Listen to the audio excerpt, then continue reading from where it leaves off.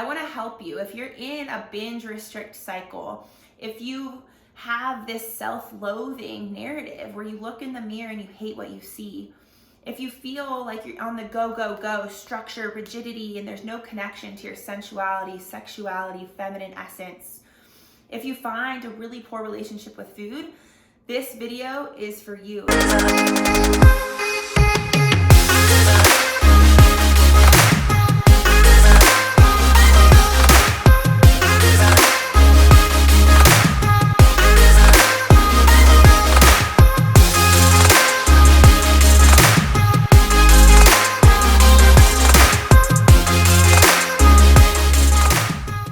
Hello, my YouTube family, and welcome back. And for those of you that are new here, welcome.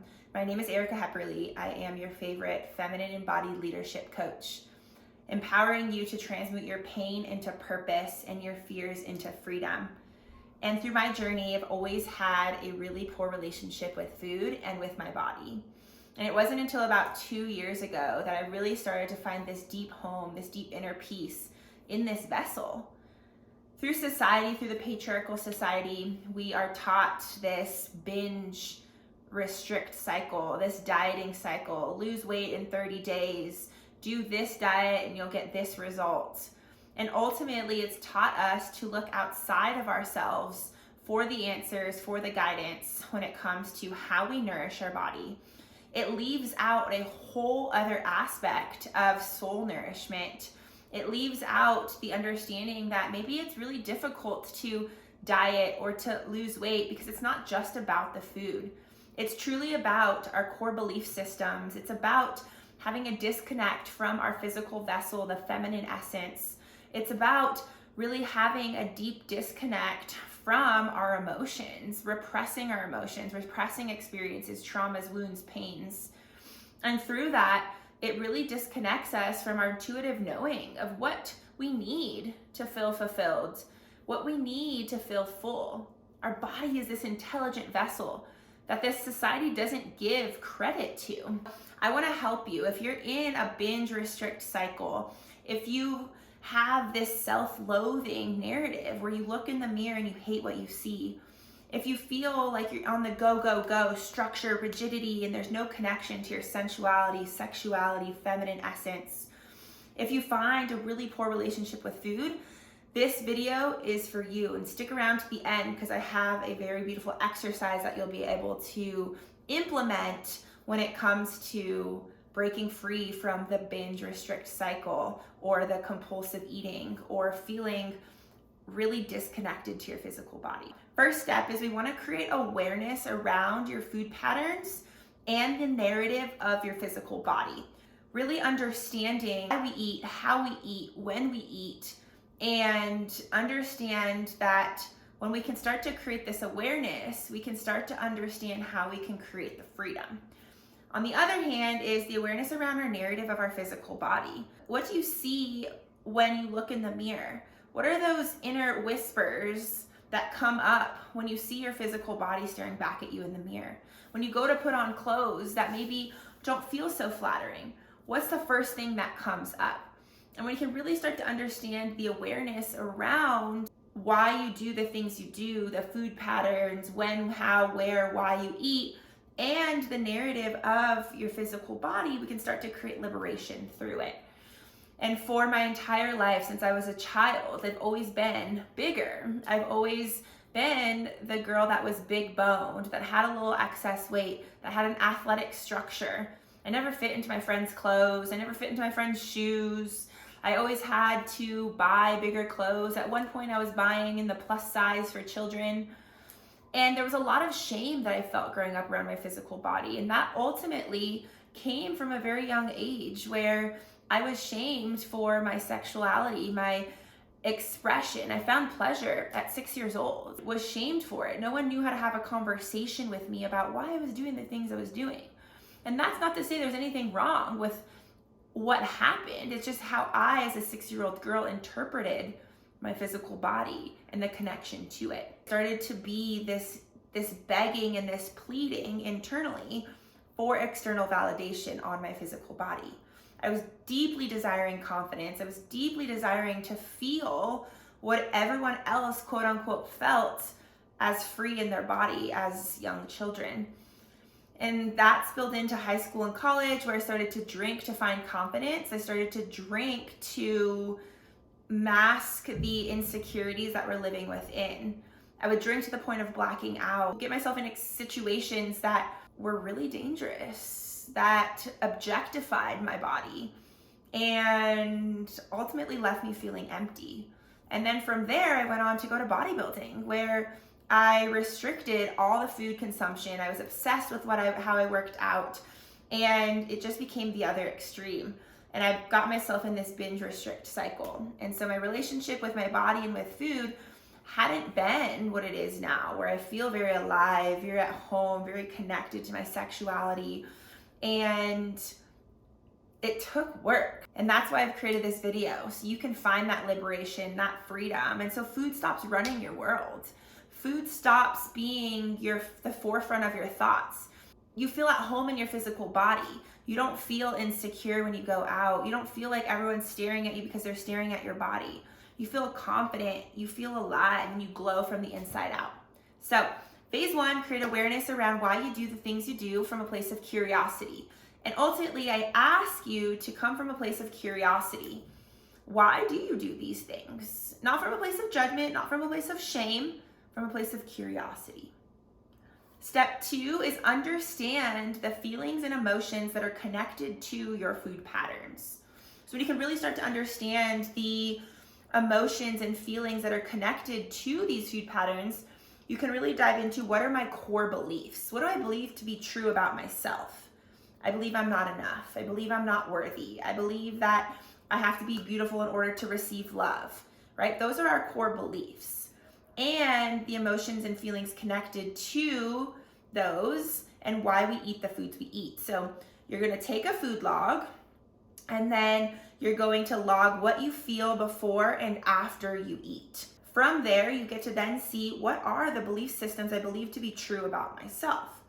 From there, we then get to start to do the work that's gonna funnel into these next steps. Step 3 is really before we start to dig into the healing tools, techniques, and modalities, we have to create the sense of safety in our body. Because compulsive patterns can a lot of times stem from the lack of safety we feel in our body. And that comes from big T trauma and little t trauma. Big T trauma are going to be those big life-changing events, from sexual assault, physical, emotional abuse, death in a family, right? Those big events that have shifted the way we live in our body. Little t traumas can be as simple as someone called you a name. You were made fun of for being a specific size. And enough of those little t traumas can add up to be as powerful or impactful as big T traumas. And so from those traumas, we dissociate from our physical body, meaning we don't really live embodied in this physical vessel.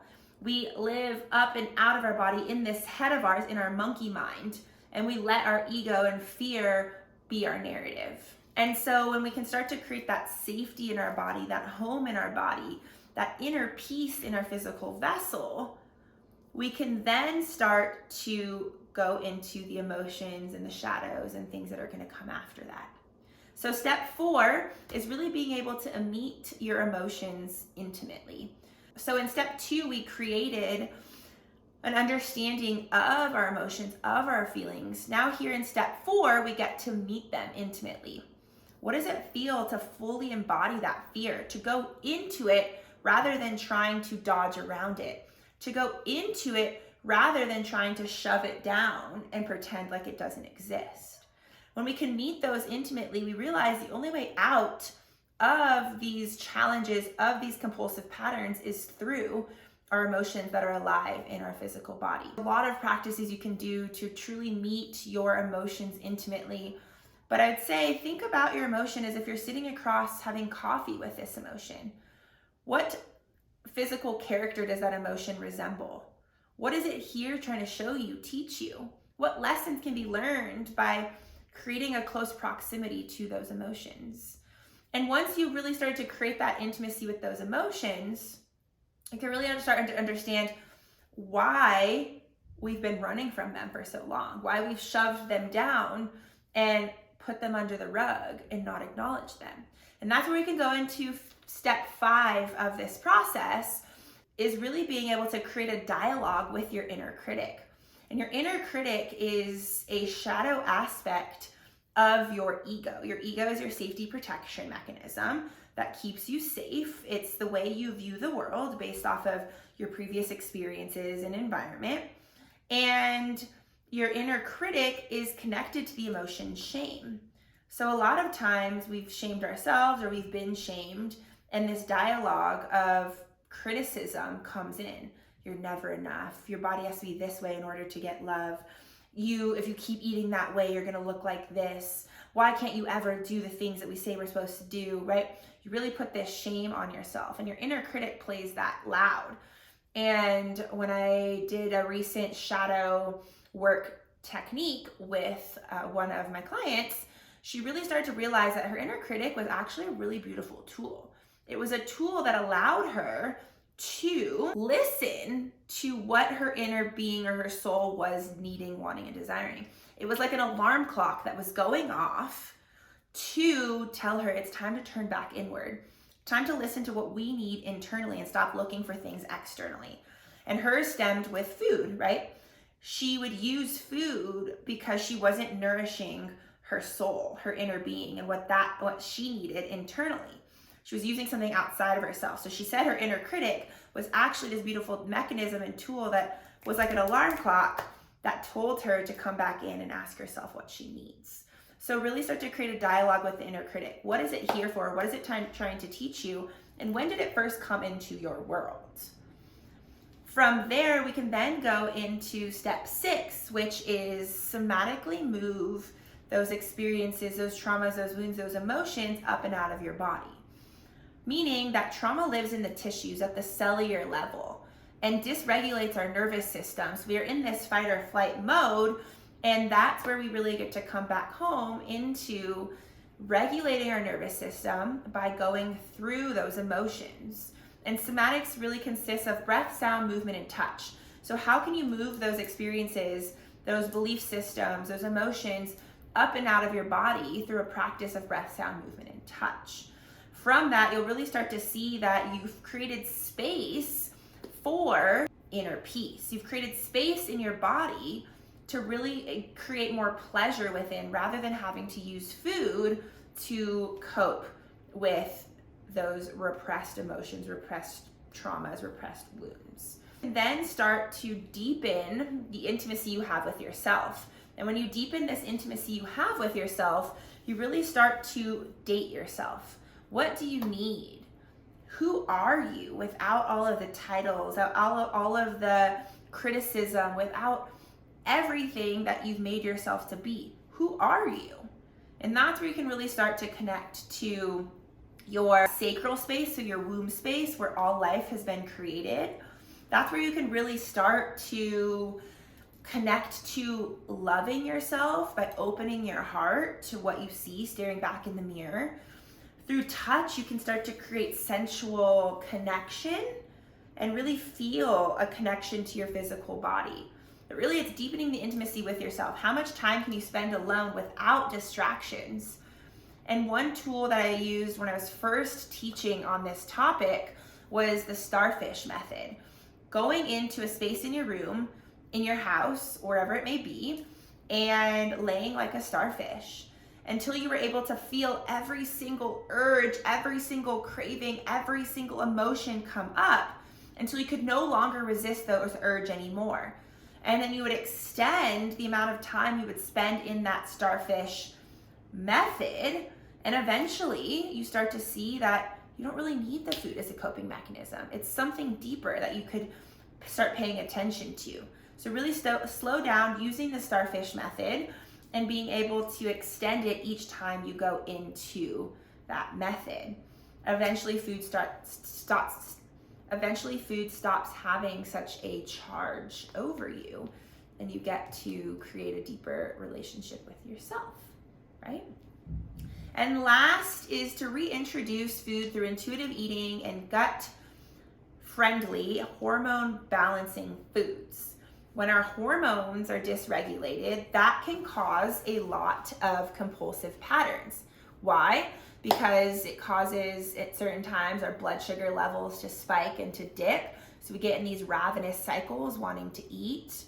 Our hormones are out of balance, so we're not in a place of regulation. So your body is really smart, it is really intuitive. It's going to crave the foods or the nutrients that it needs in order to try to balance your hormones back out. A lot of times that can be maybe not enough calories, not enough fats. So really looking at what you are consuming, how much you are consuming, and do you have a balance of foods that will be at a beautiful caloric intake.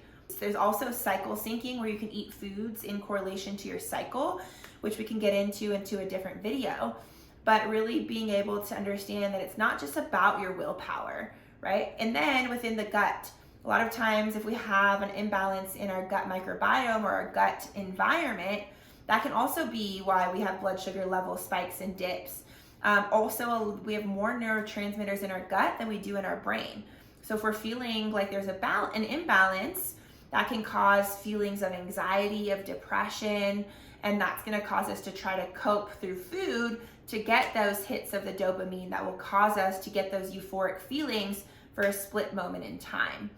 So really looking at all aspects of this from a holistic perspective. It's not just about what you're eating, how much you're eating, the types of foods you're eating.